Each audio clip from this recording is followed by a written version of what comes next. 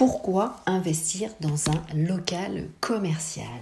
Bonjour à toutes, bonjour à tous, ici Sophie Vergès. Je vous souhaite la bienvenue dans ce nouveau podcast où nous allons aborder aujourd'hui le sujet de l'investissement dans un local commercial, dans des murs de commerce, avec évidemment l'aléa que nous connaissons aujourd'hui qui est le coronavirus. En effet, comme vous le savez, la crise sanitaire, ce virus a complètement remodelé, remodifié la carte de l'investissement immobilier.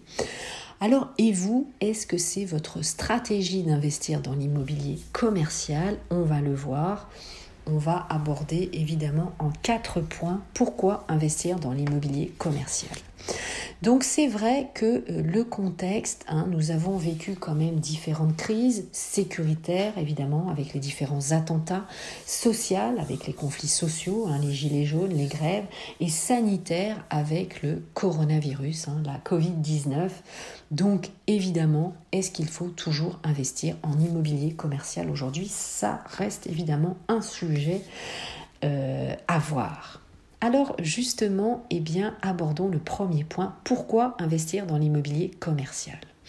Alors certains investisseurs, certains d'entre vous sont spécialisés en immobilier commercial. C'est vraiment leur stratégie d'investissement. Ils recherchent ce type d'actifs rentables, mais avec évidemment l'accélération de la digitalisation des modes de consommation et la crise du Covid, évidemment, les commerces ont beaucoup souffert, et notamment les commerces dits non essentiels. Autant les commerces essentiels comme boulangerie, pharmacie, évidemment rôtisserie, volaille, etc. Restaurants en click and collect. Ça, évidemment, il n'y a pas de sujet. Ça a pu, évidemment, continuer à fonctionner. Alors le premier constat, c'est l'inertie des enseignes et des bailleurs, on le voit, à embrasser la digitalisation des modes de consommation, et donc du coup ça a fragilisé les fondations des modèles économiques. Donc évidemment, moins on est enclin au digital, moins on est enclin évidemment à une capacité d'innovation qui aurait pu malheureusement être d'un grand secours pour certains, pour gérer ces crises à répétition dans le monde du commerce. Ça, c'est bien dommage, mais malheureusement, c'est le constat. Ensuite, deuxième constat, on voit que les enseignes, les réseaux, les commerçants indépendants tardent évidemment à transformer leur force de vente opérationnelle vers une stratégie évidemment tournée sur des différents canaux. Donc ça évidemment c'est aussi dommage. Troisième constat, les propriétaires bailleurs, qu'ils soient institutionnels ou particuliers, pratiquent depuis trop longtemps aussi une politique de l'autruche, et donc on voit qu'il y a une décorrélation des valeurs locatives et la fonte des marges d'exploitation des locataires. Donc évidemment on est un peu en dichotomie.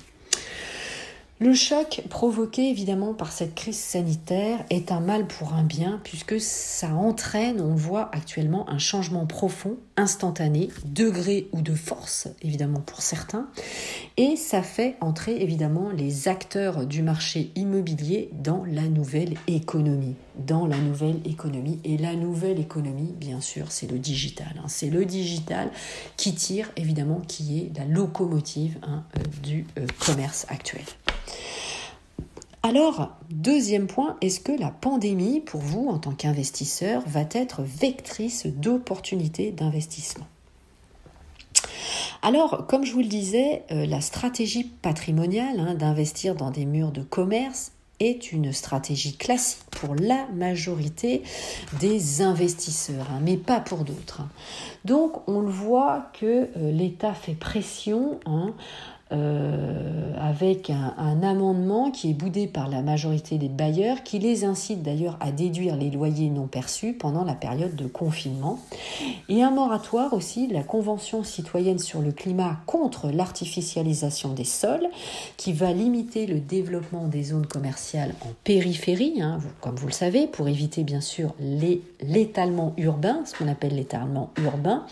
Donc ça, ce sont deux signaux supplémentaires qui n'engagent n'engage évidemment aucun investisseur à injecter dans l'immobilier de commerce. C'est bien dommage, mais en fin de compte, c'est cette réalité. Donc de toutes les manières, les locaux commerciaux qui étaient localisés dans des villes ou des zones qui souffraient déjà évidemment avant la crise du Covid, eh bien, n'ont aucune chance de se vendre actuellement, évidemment. C'est évident. Alors, la solution, eh bien, par exemple, je vais vous parler des Halles de la Cartoucherie à Toulouse, qui est une création d'une expérience shopping. Vous le savez, aujourd'hui, on cherche des expériences à travers donc un écosystème de commerce et de lieux de vie soigneusement étudiés. Donc, vous avez les Halles de la Cartoucherie de Toulouse, mais vous avez la Grande Coco, 29 rue du Soleil à Paris, dans le 20e, qui regroupe les métiers de la ville dans un espace de coworking partagé avec un pôle recherche, des chercheurs, une cantine, une pépinière sur les toits et les restos du cœur. Je vous invite bien sûr à regarder le site coco.org. Troisième point, l'investisseur bailleur doit penser en dehors du cadre. Alors ça, je vous le dis très souvent, lorsque vous cherchez un bien immobilier, eh bien, mettez quelques critères et recherchez ensuite. Vous pouvez très bien tomber sur de l'immobilier neuf, je vous en ai parlé dans des podcasts récemment, moins cher que dans l'immobilier ancien. Donc, ouvrez vos écoutilles, évidemment, soyez très actifs, soyez agiles, dynamiques, curieux, attentifs. Donc, seuls les propriétaires, évidemment, d'emplacement numéro 1, dit les propriétaires prime, pourront évidemment se permettre, par exemple, de signer des baux commerciaux classiques avec une période de 3 ans minimum pour le locataire. Mais évidemment, c'est très compliqué d'avoir accès à ce type d'emplacement. Donc, les emplacements, par exemple, qu'on va appeler un bis numéro 2 ou numéro 3, eux vont souffrir évidemment d'une forte vacance en sortie de cette crise. Alors, par exemple, je vais vous donner un exemple. Un emplacement numéro 1 dit prime, ça va être un angle de rue. Vous savez, lorsqu'un restaurant, une brasserie est un angle de rue, eh bien ça, selon où c'est situé, bien sûr, c'est ce qu'on appelle un emplacement prime. Et les emplacements 1 bis, numéro 2 et numéro 3 sont évidemment les commerces qui se suivent sur la rue. Voilà. Pour vous donner évidemment une idée. Alors, il faut être flexible et il faut avoir bien sûr des moyens aussi financiers, puisque vous avez des charges fixes pour les locataires qui sont très importants. Et ensuite, eh bien, il faut aussi investir dans le digital. Et avec les crises à répétition, c'est pas du tout évident.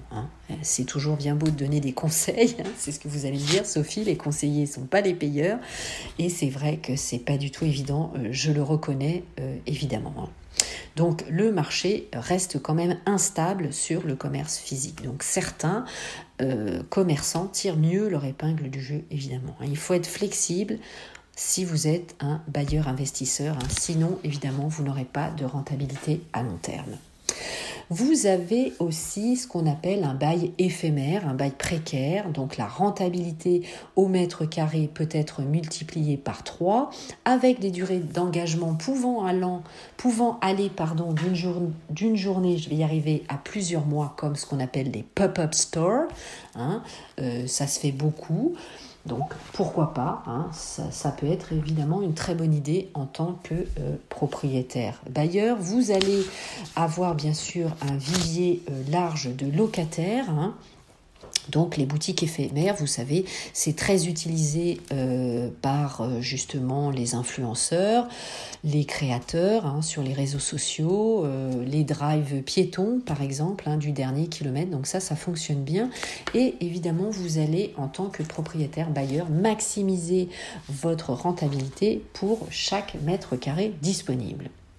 Alors concernant les valeurs locatives pour un bail commercial classique, eh bien vous pourrez de moins en moins vous baser sur le chiffre d'affaires global généré par la boutique. En effet, jusqu'à aujourd'hui, qu'est-ce qui se passait ? Les professionnels de l'immobilier se contentaient en fait d'estimer le loyer en se référant à une grille de valeur locative avec un taux d'effort moyen, c'est-à-dire le pourcentage du loyer sur le chiffre d'affaires par rapport à l'activité. Mais aujourd'hui, la majorité des commerces, comme vous le savez, génèrent une part non négligeable sur Internet. Donc le bailleur, évidemment, ne peut plus se référer au chiffre d'affaires uniquement en magasin, mais bien sûr, il y aura évidemment une quote-part sur le chiffre Internet et il y a une tension, bien sûr, liée à la qualité de l'emplacement. Donc les méthodes d'évaluation pour des murs de commerce vont devenir de plus en plus complexe car seul le gérant évidemment connaîtra son chiffre d'affaires qui sera évidemment différent. Alors nous allons parler aussi de ce qu'on appelle une friche commerciale. Donc vous savez, c'est souvent en périphérie de ville.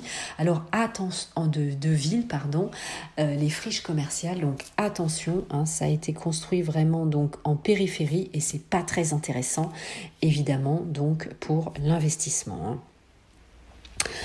Vous devez évidemment investir sur ce qu'on appelle le commerce du dernier kilomètre. Pourquoi pas en investissant dans des caves, dans des parkings. Vous savez, parfois, ça se fait beaucoup. Un logisticien va investir sur des caves ou des parkings. Et bien comme ça, on fait rentrer évidemment les petits véhicules.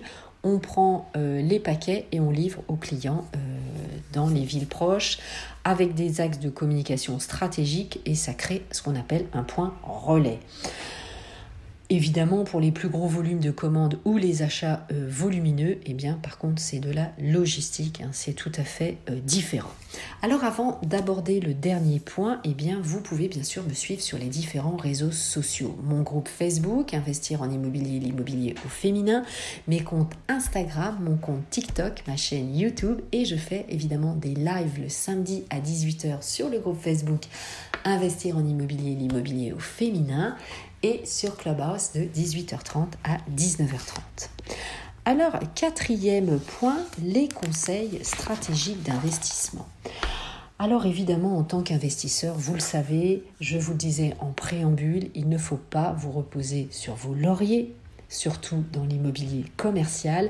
Vous devez être très agile, connaître et maîtriser les points précédents pour que vos efforts, évidemment, soient rentables, pour que vous vous différenciez aussi d'un autre propriétaire bailleur.